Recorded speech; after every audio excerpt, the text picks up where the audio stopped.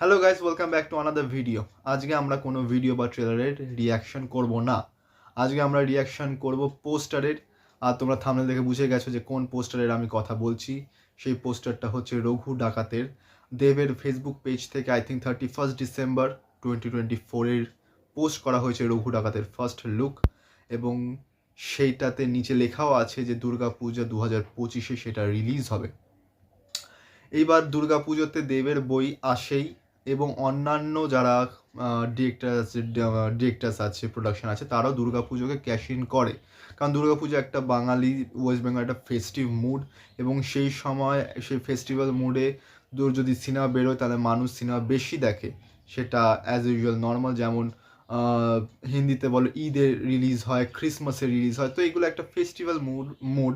তো সেই ফেস্টিভ্যাল মুডে যখন সিনেমা রিলিজ হয় তখন সেই সিনেমাতে দর্শকের যেই পার্সেন্টেজটা সেটা অনেকটা বেড়ে যায়, অডিয়েন্স চেন অনেকটা বেড়ে যায়, এবং সিনেমা যা প্রফিট করতো তার থেকে একটু হলেও বেশি প্রফিট করে।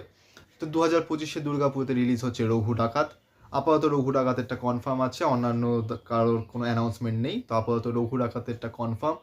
আর আমার মনে আছে আজ থেকে 1 বছর কি সামথিং কিছু হবে তার আগে আমি সিনেমা হলে যেটা সিনেমা দেখতে গেছিলাম, এবং সেই সময় রঘু ডাকাতের আরেকটা পোস্টার শো করা হয়েছিল সেই সিনেমা হলে।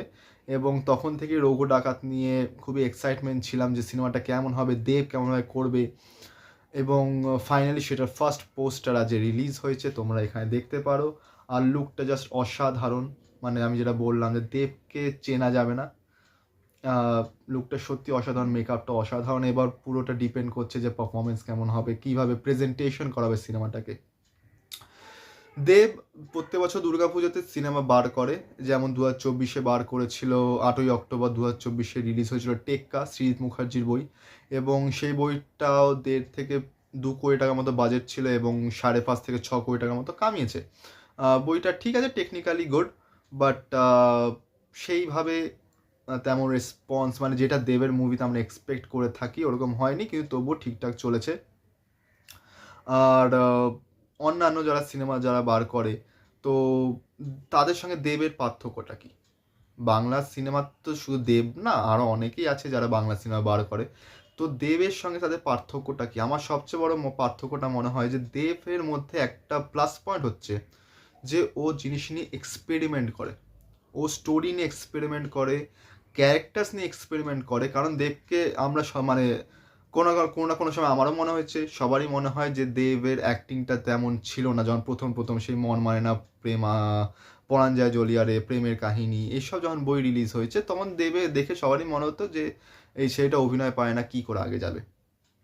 এবং তার মধ্যে কথার মধ্যে একটা জড়তা এইসব ছিল, তো তার জন্য অনেকে ক্রিটিসাইজ করতো। কিন্তু তারপর দেব যেভাবে কামব্যাক করেছে, ওর নিজের প্রোডাকশন দেব এন্টারটেনমেন্ট ভেঞ্চার্সের থ্রুতে যে ভালো ভালো কাজগুলো করছে, এক্সপেরিমেন্ট করছে। আমি অনেক ভিডিওতে এটাও বলেছি, খাদানের গানের বা ট্রেলারের রিয়াকশনের সময়, যে এক্সপেরিমেন্ট করলে সবসময় যে পজিটিভ হবে বা সবসময় যে নেগেটিভ হবে তার কোনো মানে নেই। পজিটিভ নেগেটিভ মিশিয়ে থাকে, কিন্তু এক্সপেরিমেন্টটা করা উচিত। ওই একঘেয়ে একটা ওই নর্মাল একটা প্যাটার্ন ধরে সেই মানে একটা সিনেমা বার করা, ওই একই গল্প, মাসি পিসির গল্প, সেইগুলো দিয়েই ক্যাশ ইন করে যাওয়া বছর পর বছর, তার থেকে নতুন এক্সপেরিমেন্ট করে ফ্লপ হওয়া ভালো। কিন্তু কিছু নতুন নতুন ট্রাই করা উচিত, এবং দেব সেটা ট্রাই করে, যেটা অন্যান্যদের মধ্যে সেটা দেখা যায় না। অন্যান্যদের মধ্যে সেই একটাই, সেই আদিকালের একটা কনসেপ্ট, সেটাকেই জাস্ট ওই প্লাস্টার পুট্টি করে সেগুলোকেই চালাচ্ছে দিনের পর দিন, ওরকমই সিনেমা বার করে যাচ্ছে। কিন্তু এর মধ্যে শুধু এমন আমি এটা বলবো না একবারে যে দেবী একমাত্র যে ভালো সিনেমা বার করছে বাংলা ইন্ডাস্ট্রিতে, আর কেউ বার করছে না, না। অনেকেই আছে, শিবপ্রসাদ নন্দীদারা যেসব বইগুলো হয়, বহুরূপী রিলিজ হচ্ছে রিসেন্ট, খুবই ভালো মার্কেট করেছে, ইভেন এখনও স্টিল রানিং। তো বহুরূপী মানে শিবপ্রসাদের বই আমার পার্সোনালি খুব ভালো লাগে। আরও অন্যান্য আছে, অন্যান্যরা আরও আছে যারা আরও ভালো বই বার করছে, চেষ্টা করছে। এবং কোথাও না কোথাও কম্পিটিশনটা যে স্টার্ট হয়েছে না, মানে দেব একটা বেঞ্চমার্ক সেট করে দিয়েছে। যেমন মানে প্যান ইন্ডিয়া মুভিতে, যেমন সাউথের যে প্যান ইন্ডিয়া মুভিতে বাহুবলী যখন বেরিয়েছে, যেমন একটা বেঞ্চমার্ক সেট করেছে, সেই বেঞ্চমার্কটা বাংলা ইন্ডাস্ট্রিতে সেই সিনেমার কম্পিটিশনে বেঞ্চমার্কটা সেট করেছে দেব তার সিনেমাগুলো দিয়ে। আর খাদান তো রিসেন্ট রিলিজ হয়েছে, তোমরা ভালো মতনই জানো কি কাঁপাচ্ছে বক্স অফিস। আর দেবের ফেসবুক পেজ থেকে পোস্ট করা হয়েছিল 31 ডিসেম্বর লাস্ট 24 আওয়ার্সে যেই বুক মাই শোতে যে কোনো সিনেমার খুললে বুক মাই শোতে তার লাস্ট 24 আওয়ার্সে কত টিকিট বিক্রি হচ্ছে সেটার একটা পোস্ট মানে একটা সেকশন থাকে দেখা যায়। তো সেটা দেব পোস্ট করেছিল যে রেকর্ড ব্রেকিং টিকিট বুকিং হয়েছে লাস্ট 24 আওয়ার্সে, যেটা হচ্ছে 31 ডিসেম্বর 2024 16,000 সামথিং কিছু একটা টিকিট সোল্ড আউট হয়েছিল। এবার 24 আওয়ার্সটা আমি ভুল বলছি না, ওখানে টাইমটা একটু এদিক ওদিক আমার ঠিক মনে হচ্ছে না, আমার যতদূর মনে হচ্ছে 24 আওয়ার্স হবে, কিন্তু আমি টাইমটা ঠিক বলতাম না, কিন্তু এরকমই একটা সেকশন থাকে। এবং বইটাতে যদি দেখা যায় উইকিপিডিয়াতে যদি যাওয়া যায় খাদানে, তো সেখানে আমরা দেখতে পারবো এখন রেটিংটা 8.1 বুক মাই শোতে চলছে, কিন্তু কালেকশন ভালো করেছে। 6 কোটি টাকার মুভি, 6 crore বাজেট, এবং সেটা কামিয়ে নিয়েছে অলমোস্ট 12-12.5 কোটি টাকার প্লাস কামিয়ে নিয়েছে। কত দিনে কামালো? মাত্র বলতে পারো 12 দিনে।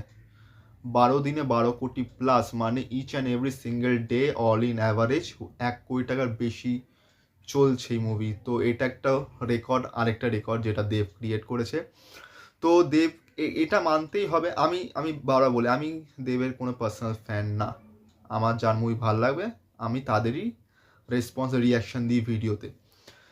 দেবের একটাই প্লাস পয়েন্ট, যে একটা বেঞ্চমার্ক সেট করে দিয়েছে, এটা মানলে মানুক, না মানলে কেউ না মানুক, কিন্তু এটা সত্যি বেঞ্চমার্কটা সেট করেছে দেব, এবং সেই বেঞ্চমার্কটায় কোথাও না কোথাও দেব নিজেও চায় ব্রেক করতে, এবং অন্যান্যরাও চায় সেই বেঞ্চমার্কটাকে ব্রেক করতে। তো এই যে হেলদি কম্পিটিশন বা যাই কম্পিটিশন হোক না কেন, এই যে কম্পিটিশনটা আসছে, এই কম্পিটিশনের ফলে বেঙ্গলি ফিল্ম ইন্ডাস্ট্রি অনেকটা বেশি গ্রো করবে, এবং তার পেছনে কোথাও না কোথাও দেবের কিন্তু একটা বড় ভূমিকা থেকেই যাবে।